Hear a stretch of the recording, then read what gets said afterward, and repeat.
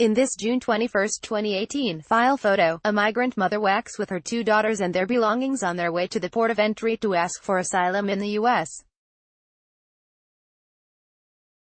In Tijuana, Mexico. The mother, who did not wish to give their names, said they were fleeing their hometown near the Pacific coast of Mexico after suffering a violent carjacking of her taxicab. The Trump administration has chosen an Army base and an Air Force base, both in Texas, to house detained migrants swept up in the federal government's crackdown on illegal immigration, Defense Secretary Jim Mattis said Monday. Mattis said he could not confirm specifics, such as the number of migrants to be sheltered at Fort Bliss and Goodfellow Air Force Base. He spoke to reporters in Alaska alongside Sen.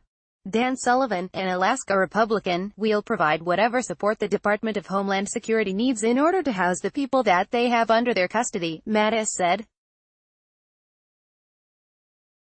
"We will work that out week by week. The numbers obviously are dynamic, so we will have to stay flexible in our logistics support." Mattis was in Alaska to visit Fort Greely, where the U.S. military maintains an arsenal of missiles designed to shoot down long-range ballistic missiles. Afterward, he was heading to Beijing and then to Tokyo and Seoul. The U.S. military has a long history of providing logistical support to people escaping tyranny or affected by natural disasters, Mattis said, explaining he recognized the political aspects for the situation along the southern border of the U.S. "We provide logistics support and we're not going to get into the political aspect," he said. Providing housing, shelter for those who need it is a legitimate governmental function. The number of detained migrants who might be held at Bliss and Goodfellow has not been announced, but the Pentagon had said last week that it had been asked to be prepared to shelter as many as 20,000 unaccompanied children.